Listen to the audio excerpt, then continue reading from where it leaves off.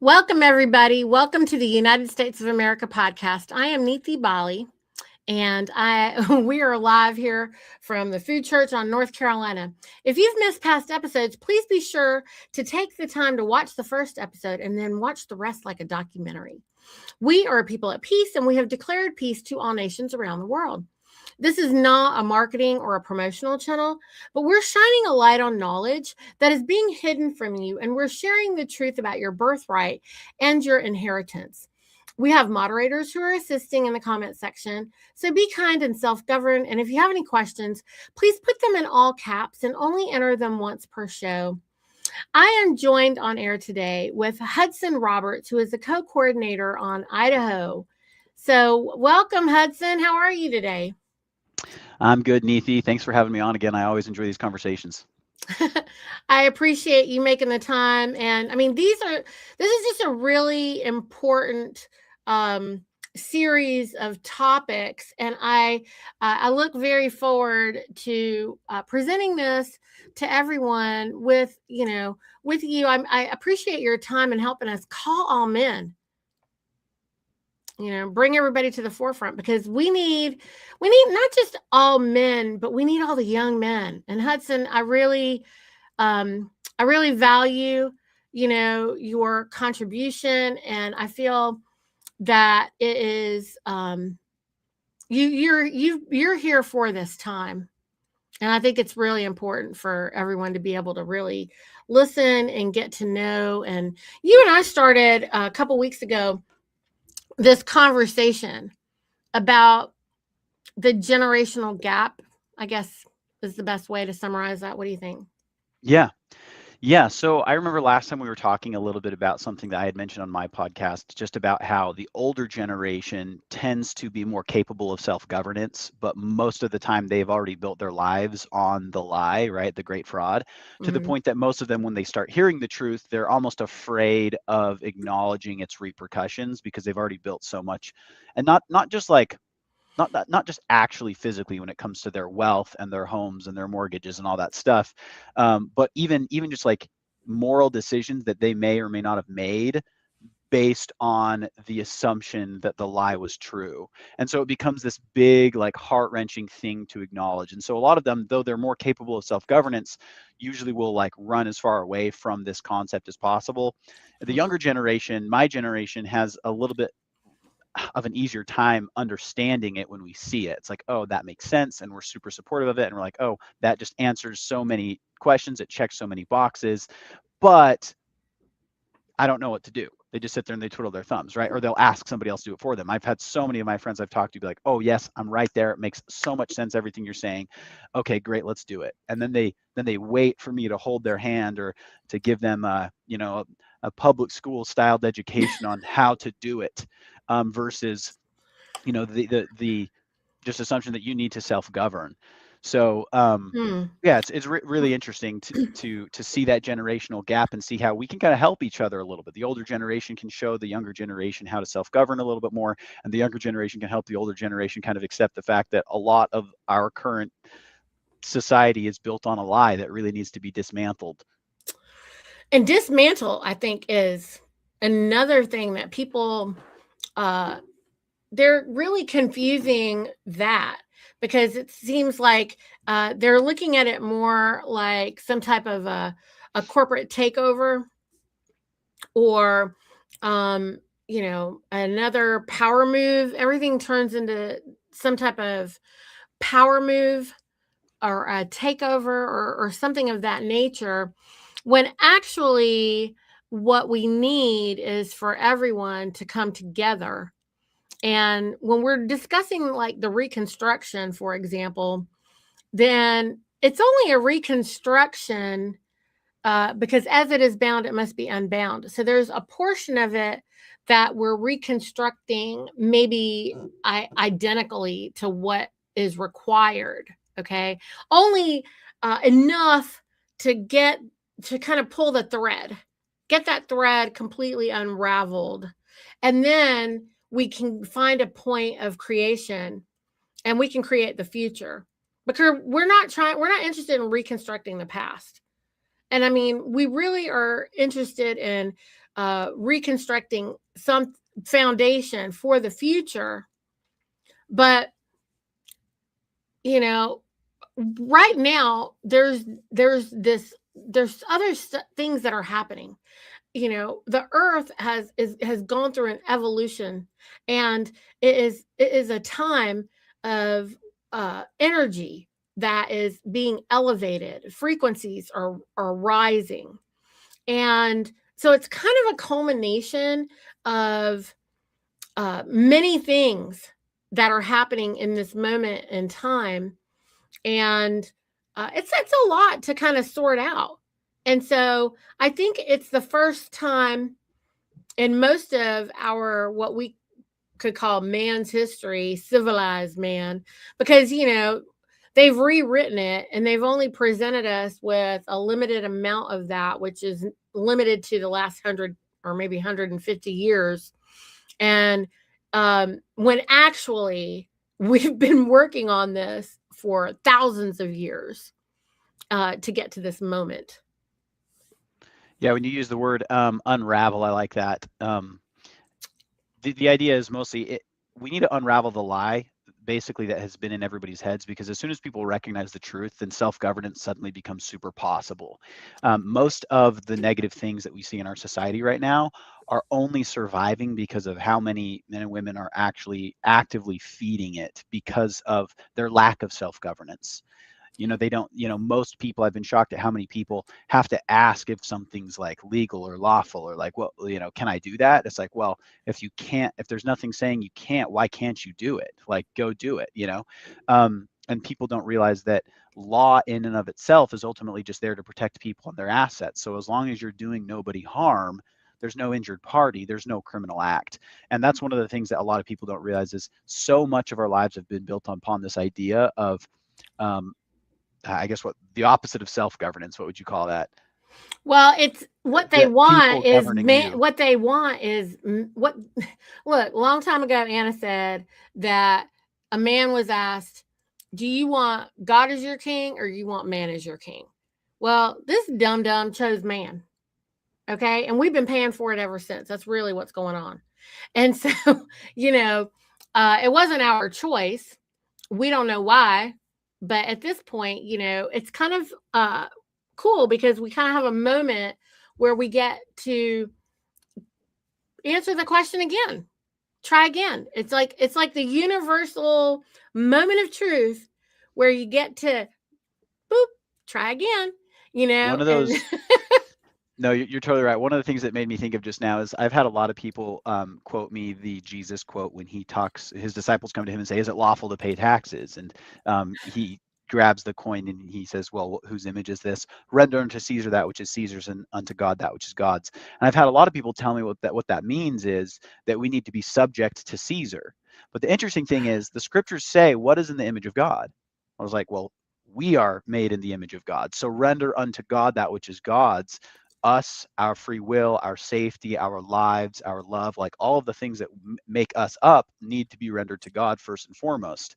It's the things of commerce that need to be kept in the realm of commerce. And people confuse that, and they try to take that and they twist it to mean the opposite of what it actually means. When we were, and this is actually, I think, maybe a good segue to what you and I were talking about earlier. We were going over how, because of how much our society has this inverted view of what is important, an inverted view of how to self-govern, it has created a situation where the de facto is effectively dismantling, breaking down the family unit. And we kind of wanted to talk about that a little bit, talk about in yes. what way is the family unit being attacked, and in what way can we do something about it. Yes, 100%. I mean, everything that we're doing right now is what my mission has been from the beginning, is to save the babies, you know, and um, they are attacking the family from, well, they've been doing it for a long time. First, they thought, okay, well, we just got to get the man out of the house. You know, that's what they thought. Oh, well, that didn't work. Okay. Maybe we get the man and the woman out of the house because she's more dangerous than we thought, you know. And now they're Mm-hmm. just like, oh shoot. No, the kids are capable of figuring it out and growing up and being good people anyway. Oh no. So now what they want is they want to just make it so that it's impossible for anyone to be a man or a woman because we're ungovernable as we are right now. And so the only way to make us the permanent slaves that they wish to make us, they have to completely destroy living man and living woman, because that is what is written in the law. It's interesting. People don't realize this. We have a hypersexualized, or sorry, a hypersexualized too, but man, the word I'm trying to use is when something becomes secularized society, to the point that we view everything through a very scientific light. And a lot of people don't recognize the roots and the religious roots that are behind a lot of these messed up things that are happening. For instance, here's just an example of this. There's a couple books that I've read about this, but there is this one concept of a lot of the old pagan gods. There was specific sacrifices that they had to do to specific pagan gods during the era of paganism. And one of those sacrifices was the actual sacrifice of children, right? They would kill their babies at an altar, and usually the pagan deity that they were sacrificing it to was like the god of prosperity, where what they would do is they would sacrifice this child, and then they would expect that that god would bless them and prosper them economically. And obviously this is like a very sick, cultish, terrible thing to be done, but people don't realize, like, when you think about abortion and the reasons people tend to get abortions, it's literally because, what is the excuse? Oh, I can't provide for it myself. Or, oh, if I don't have this child, I'm going to be able to have a better economic life. And so even though they're not doing it in this ritualistic religious manner, they're Right. literally killing their child for the same reason that the ancient cults did. And so they don't Victimhood realize that. mentality, lack mindset, Mm-hmm. worshiping the money, because you cannot love yourself and love the money. You Yeah. can't. You can't honor to that's why we say you have to figure out what you want and why you want it. Yeah. What do you want and why do you want? Then you have to be honest, Hudson. Okay? And this is the bigger issue. Is there is a false belief, and I'm sorry, I'm going to, a lot of people are not going to like me saying this. Religion is 1,000,000% corporate. It is corporate. It is all of them, not just one, all of them. And they're all man-made corporate ideas. And they've put judgment. Basically, they use judgment to shame and blame, right? And then that is why people feel like they have to, like, it's justified for them to go get an abortion, right? Because you wouldn't do that, because it's just love. Why would you do that? Why would you destroy love at the core of the thing? I mean, well, I guess we could get into how did that happen? Some young lady, some young woman or some young man, they were in a situation where, they don't even know what love is. Maybe they're not being loved, maybe they're not being guided, whatever. There's so many of these situations that are going on right now. And so then there's all this shame behind whatever happened there. It comes 25 million different ways, right? But anyone who's closer to nature, it's probably in a situation that would stand the test of time, right? But if they're in another situation, some of these artificial situations, which is what you find in a city, then, it's just like when you hold a whale captive, who knows how they're going to behave. And that's what happens when people are in cities. They're captive, they're caged in these boxes, and they're having to live up to some unnatural expectation because they're not radically self-reliant anymore.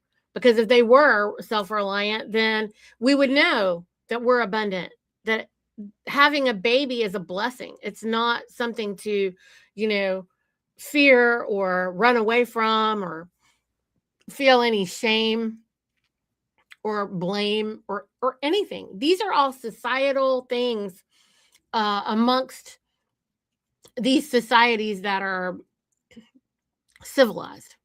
Well, and it's interesting because the societies that you're talking about, they're obviously built on the roots of a lot of paganism. And so, um, just kind of going off that a little bit, but same concept. I Mhm. forgot which pagan god it was, but it's the one that is like half goat, half man, but it's also like half man, half woman, and it's like I think it's Baal. It might be Baal. Mhm. Um, but but the interesting thing about it is in the ancient pagan culture, the whole goal was to erase gender. And once gender was erased, erase the family unit. Um, and so this is actually one of the interesting things going back a little bit on what you were saying about how, to be in harmony with nature, you need to recognize the purpose of life, the purpose of the intimacy and the purpose of the genders and all of that. So one of the things that we talked about earlier is that we could discuss this on call a little bit is one of the agendas that has been used to attack and destroy the family unit. And obviously the end goal being to erase gender, erase the family and all those things, even though the family is obviously the fundamental unit of society. Um, the evil agenda would be to destroy society. Not maybe society is not the right word, to destroy all people. Um, but just diving into it real quick. So this is one of the things I've talked to a lot of my friends about. We'll talk about the different things that we see in the world and how weird it is and how things come about. And I was able to make this discovery once. It was when I was a little bit younger, and thankfully to some of the things that my dad helped teach me, um, and a couple books I was reading too. But it's this concept that there is the bad version of feminism, and then there's the good version of feminism, right? The good version, and the original meaning of the word, is to be feminine, right? So the celebration of women being feminine. But obviously that has been hijacked to this really inverse version of feminism that suggests that women should be as masculine as men, and that men should not be masculine, but that they should be pushed down into a form of feminism that is not natural to them, or a form of femininity. And so what you end up having is you end up having you end up having masculine women, and you end up having feminine men. And we see this obviously in a lot of Hollywood. Everybody sees it in movies. It's not like that crazy new of a concept to see that, men are, if they're a good guy in a movie, they're probably the dumb guy. If they're a bad guy, or if they're smart, they're probably a bad guy. Any particular masculine trait isn't really celebrated. And then also how women just have to man up and be like men. I'm going to pause right there. Any thoughts about that before I move on? Well, you're talking about the emasculation of both of the genders, and so let's go back to how are we established and created. Like, we have a masculine and a feminine side of our brain. Okay, and so the left hemisphere of the brain is the masculine side of the brain, and the right hemisphere of the brain is the feminine side of the brain. And what they want is to make everyone, left or right brain dominant. Okay, and if you're left brain dominant, then you could end up as a narcissist. Okay, and if you're right brain dominant, then you're just, naive, and you literally are submissive, but in an extreme, in a bad way, when actually, in fact, we're supposed to be holistic minded. You're supposed to develop both sides. It's not that you should one side. Dominant sounds really good and positive, but actually you want something balanced, and that is when we operate in our highest moral, self. And because the masculine side of the brain is the more analytical side, and but the feminine side is the one that's pattern recognition, and it's the generative side.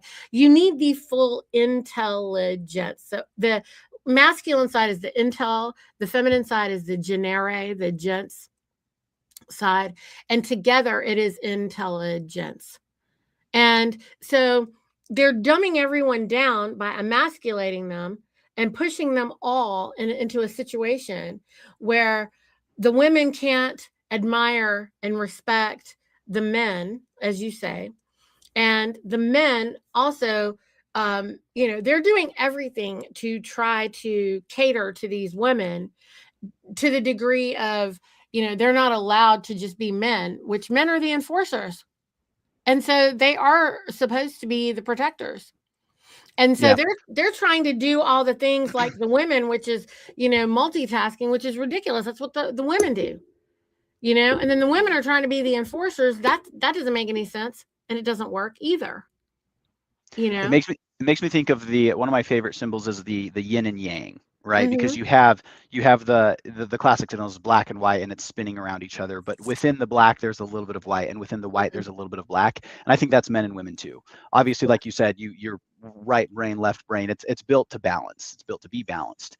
Mm-hmm. Um, so going along the train of thought a little bit more, where I was headed with this was, if you create a version of feminism that tries to make men act like women and women act like men, even if you have, let's say you have a straight couple that get married, monogamous relationship, and they have children, they raise sons and daughters, the sons are going to look at their overly masculine mother and they're going to be slightly confused, and they're going to look at their overly feminine father and they're going to be slightly confused.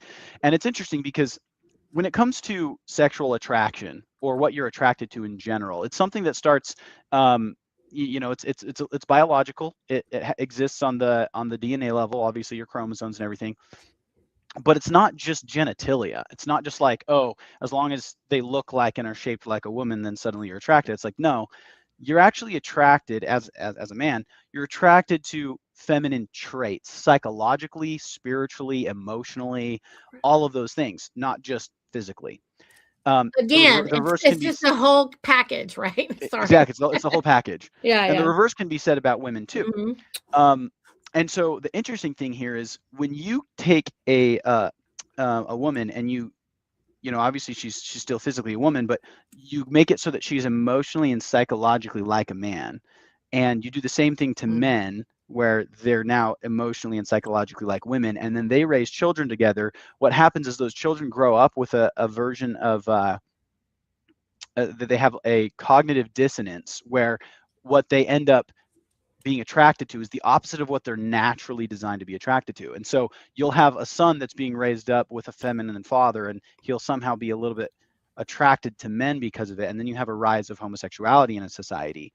Um, After that, after they get to the rise in homosexuality, the easiest next push is to transgenderism, obviously, because as soon as there is a disconnect between what attraction and what it's naturally designed to be on the biological level, then you get to where people are actually trying to change their genders.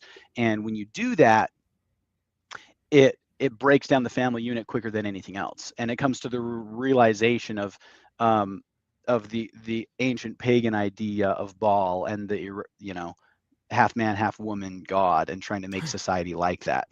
The only reason you exist is because You're of here to feminine and procreate. masculine, yeah, to procreate, of You're people just that the only followed the proper path of yeah. Our procreation. only mission is to procreate, okay, friends? That is our only mission. So to all the points that you just made, if I may. Yeah, go for it. Sorry, I went on a long tangent there. No, it's good. So, unnatural attraction, you say. That leads to all failures. Like all of them believe they're failures. They don't believe they can get anywhere. They can't win, or they can't find someone who isn't a failure. You know what I mean? Like they can't win for losing. And then they're never satisfied. There's a constant disappointment, or there's always somebody disappointed. There's always someone trying to compensate. There's always someone trying to explain and defend. It's completely unnatural, okay? Like we should not be explaining and defending, okay? Just like depression is not an emotion, friends. Anxiety is not an emotion. These are mental illnesses, okay? And so all of these things, and then it gets into a lack of life. And like you said, the cognitive dissonance, this is being done as a psychological operation on purpose, friends, because the way that they create cognitive dissonance is by creating a danger option and then a safe option, because we will naturally avoid danger Our body, like the way that the mind works is we're not going to try to do anything based on even really success or failure. We're going to do things based on avoiding danger. That's it. So if the options are dangerous or, safe, then people are going to, you know, choose safe, especially if they fall for this cognitive dissonance all the time. Notice even right now. I mean, there's nothing more annoying to me than when someone goes, "Oh, be safe, safe travels." I'm like, "Nah, I'll be dangerous and I'm going to come back home, okay?" It's like I'm not going to be safe. I'm going to be dangerous. Because dangerous people are formidable, right? I don't even tell my own progeny that. I don't say, "Oh, be safe." I'm like, "Y'all be dangerous and get home."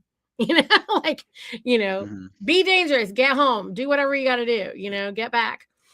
But Can I can I actually walk down a yes, train of thought? yeah. Um, this is really interesting, and it'll loop back. Um, I remember thinking I had a long conversation with some friends on this about what life is and what Mm, life isn't. And what was interesting was we realized after a while that there's nothing that's alive that doesn't have a form of free will, and there's nothing that has a form of free will that isn't also alive.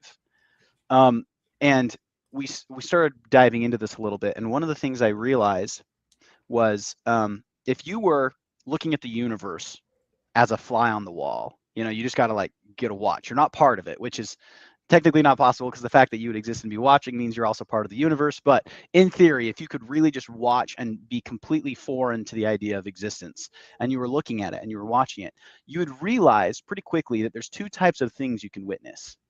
Things that act only when acted upon, meaning things that will be pushed, like say a rock, it's going to stay still unless something acts upon it, versus things that act in a way that are seemingly determined internally, meaning you can't predict from an external perspective what it's going to do. mm, And what you'd recognize is you recognize that the difference between what you classify as alive and what you classify as dead is the things that are alive move in a way that cannot be externally predicted. Okay, so looping it back, mm, when you realize that free will and the mm, ability to choose, the ability to act, is the fundamental reality of life, whenever something that is alive is being reduced to the level of an inanimate object by something else exercising control over it, you're actually reducing something that is alive to something that is dead. So when you take somebody that's alive, a man, a woman, and you try to exercise laws upon them in a way that takes away their fundamental free will, that makes it so that they can't act in a way that is determined internally, and instead it's determined by you externally, you are actually removing from them life. You're actually helping kill them. Because again, the fundamental principle of what life is the fact that living things can move and act and do in a way that cannot be externally predicted or chosen because it's determined internally.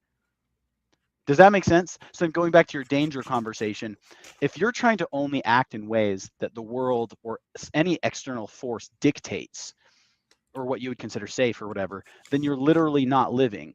Whereas if you make your own decisions internally, regardless of what an external force may say, then you're literally living according to all the laws of nature and the universe. Does that make sense? no, it was really good. I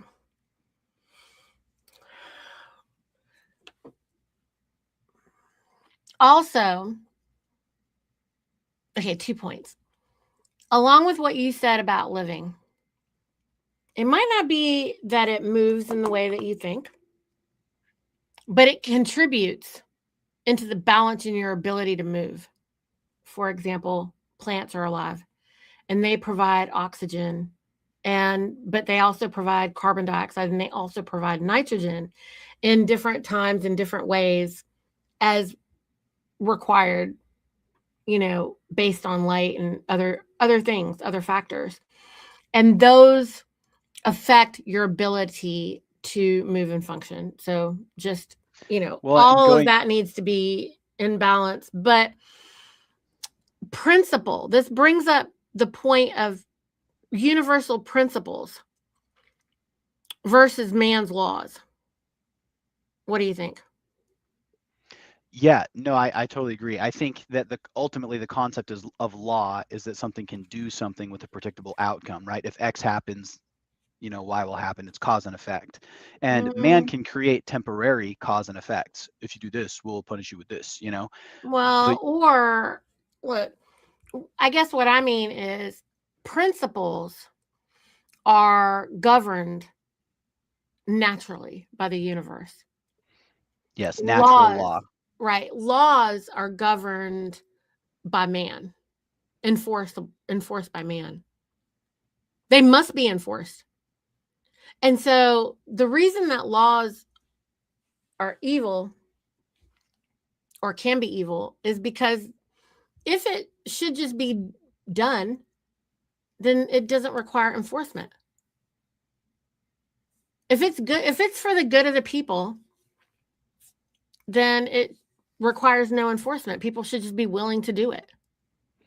It's interesting because the only premise for law to exist in the first place is the value of life, because You the mean the whole value concept. of time.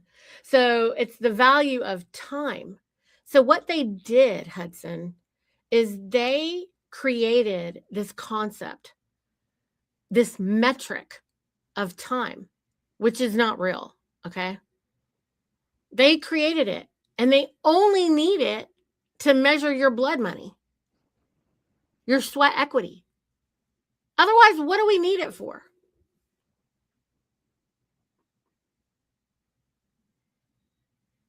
I have to think about that a little bit more. Mm-hmm. Um, the thought I was having, I think we were maybe thinking about two different things. I was thinking about the concept of law, or the excuse that law only needs to exist is to protect people and their assets, right? And that's because of a fundamental value of life. And natural principles would say, oh, because you value your life, and because you're not a hypocrite, presumably, you would not do harm to anything else that is alive. And so the natural principle is that do no harm, obviously the highest level of heaven, the highest law of heaven. Um, But you only if you, need the other law because because, people break that. well, because no, because man chose man to be their king instead of God to be their king. Think about it.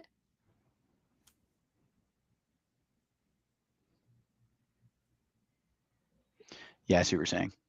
So if you unbind that one thing and then choose God as your king, then you don't need to go back to all the crap and the lies. But are the people available, capable, ready to transition into that? When people start talking about this other funny word, trust, they're so busy being caught up on documented trust law, they don't know how to trust each other.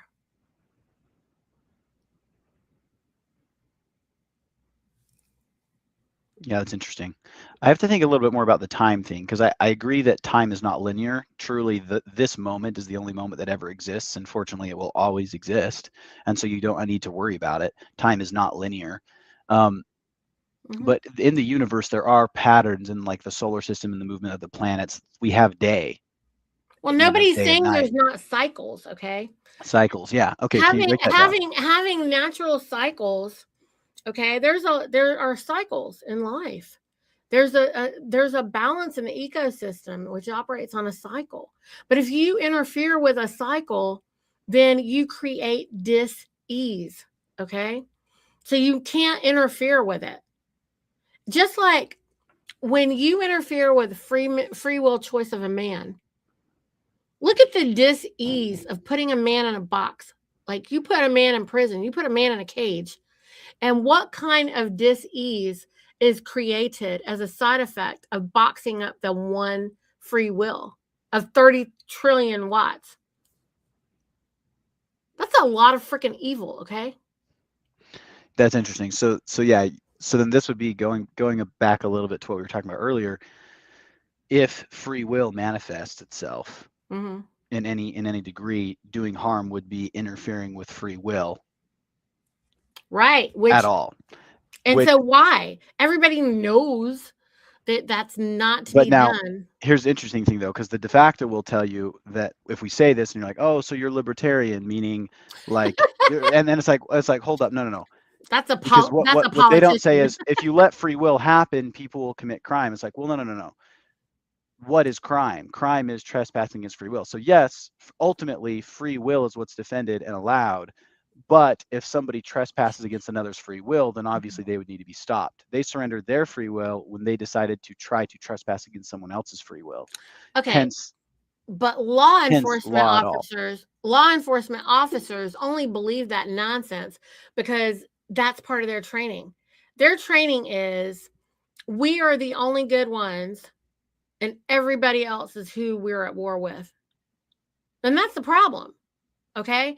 So when we're all kids in a sandbox, and if we just operate like the kids in the sandbox, we're never going to not love and care about each other. If there was no grown-ups around to corrupt us and interfere with us, that new batch of babies would be pure love. There would be no reason for them to think any other kind of way because they wouldn't have that experience of evilnomics that we've all experienced. But we can, if we want to, we can make a quantum leap mentally and just reset if we want. We can choose love, okay? And this is what Anna is saying. Stop lying, choose love. Stop. Look, if you read this book that she told everybody to read and you start practicing it, that's what you're going to do. I'm going to just keep talking about this all the time now. Everybody's going to get sick of it because everybody wants to study the common law. Everybody wants to know, well, there is no freaking common law for you to read in a book. You have to go exercise it. That requires courage. Most of you are too scared to get up off the sofa or do anything besides complain on your keyboard about when is the bank going to open up because you can't do nothing until the bank opens up. Well, I've been doing things all day long. And I'm doing things all the time. And I'm out there exercising things. You see that on Idaho. You see some of these people out there, they're just running their business. They're just doing their thing. They're operating in trade. They are living a life. And they are doing it like free men. Okay? And that's exercising the common law. It's interesting that You can't make it there's no book to study because there hasn't been any common law practiced in over 150 years because people have been liars. They've been professional political liars. They've been trained by the corporatocracy to lie. Because, they're religious and they're polite and they're kind. Right? yeah, I see what you're saying. It makes me think of shoot. I just lost my train of thought. Where was I going with that? I lost my train of thought. I'm sorry, Nita. There's no rush here.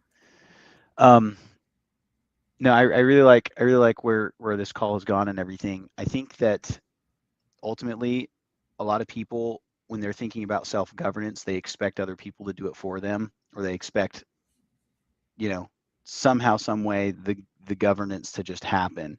Like you said, like you mentioned just now, a lot of people are just waiting for the funding to hit so that they can live their best life or do their thing. But ultimately that funding will come and it'll disappear in a blink if people don't know how to self-govern and make sure that we're setting up American common law the way it needs to be. Makes me think of our founding fathers. Our founding fathers legitimately did their best at setting up America under natural law, meaning if it's natural, if you have the natural ability to do it, there's no law against it. Speaking, traveling, trading, like all the things, if you have the ability to do it, you should be able to do it. And that's ultimately what the highest law is. The highest law of heaven is the do no harm, because if you do no harm, you naturally follow all common law. Well, the only way that they're able to fear anyone into believing that people won't behave that way is because it's just talk. Talk is cheap. But you know what? That's just like the fear of arms. If you've never held a gun, if you've never fired a gun, you don't respect a gun. Anybody who has fired one isn't going to easily feel like they're just going to go shoot somebody. They're going to do everything never to use their arm. The only person who's going to go try to think that they're going to use an arm, like half cocked or whatever, is someone who's never used one. It's interesting. I had a friend say this once, and it's actually come about in a couple different podcasts online within the last few years. But the idea that being harmless is not being peaceful. You're just harmless. You have to be capable of violence to be able to be peaceful. 100%. You have to know your full power and have been able to exercise it, not to take someone out, but to just know, like I say, if you've had TAC training and you know what it's like, you are not going to resort to that. That's not what you're never going to want to resort to that. Your goal is never to draw your arm. But dangerous people are formidable, and dangerous people are patient. Dangerous people are kind. Dangerous people are going to give the other man every opportunity to course correct. They want them to course correct because they don't want to do the harm. Yeah, it's true. And I think that's one of the things is like if you labor under the belief that you're harmless, it's a lie, and so you're actually more likely to harm. Yeah. Than acknowledging the truth that you are dangerous and that you are capable of violence, and then in that decision make a peaceful decision. Well, the tell lie vision convinces people that this is how they're going to react in any given situation. And that's how they program them into the cognitive dissonance by demonstrating visually for them, by acting out all these lies and bullshit. Okay. And when they do that, then people believe it because that's how our mind works. It's mentalism. This is going back to another Hermetic principle. And so then people are made to believe that this is how people would behave. But in truth, I don't think I've ever met a man who is excited and ready to try to cause the greatest harm. Most warriors, most people who have been at war, who have been places and done things, they are not interested in that. They know that's the last thing that they want to do. They know it. They know that's the last thing that they want to do. And you have to be like Genghis Khan level of evil, which, I'm sorry, Hudson, that's exhausting. Okay. I don't know know how, have you ever been really angry? I can tell a story if you want me to. Yes. Tell a story. When I was maybe 10 or 11 years old, I could have been 12. My brother and I got in a fight and we were mad and we were like trying to beat the crap out of each other. And we were outside and I grabbed a handful of rocks, and some of them were kind of bigger rocks, and I chucked them at him and I missed. I'm so grateful I missed. But instantly I realized that if I had hit him with one of those rocks that was relatively large, I could have seriously injured him. Technically, I could have accidentally killed him. Now, he's my older brother. We beat each other up all the time. But I had never, after that moment, reacted out of pure, and again, I was a juvenile. I was 12, I had reacted out of anger in a way that made me want to harm somebody, someone I loved, my brother. And then instantly I felt complete horror over the fact that I had acted on anger like that. And I remember it sent me into a lot of, as a 12-year-old, it sent me into a lot of thought about how I don't want to harm anyone. I really don't. Like that, it's terrible that I had that emotion. And again, this is coming from a juvenile who hadn't really developed his emotions, learned how to handle his emotions or control himself yet. But I haven't since then ever even gotten close to wanting to harm someone out of anger. I realized at that point that the scriptures call it a form of possession, but it's really it's this really screwed up principle in the head that if not acknowledged that it's capable and that it's dangerous and that it's terrible, could come out at a terrible moment, and then you could actually do someone harm, which is why you have to, like you said, you have to shoot a gun. You have to know how much harm it can be. You need to acknowledge how, like, you could actually cause someone harm, and only in that acknowledgement are you capable to be humble enough to recognize how horrific it is, to recognize how far away you want to be from ever doing that.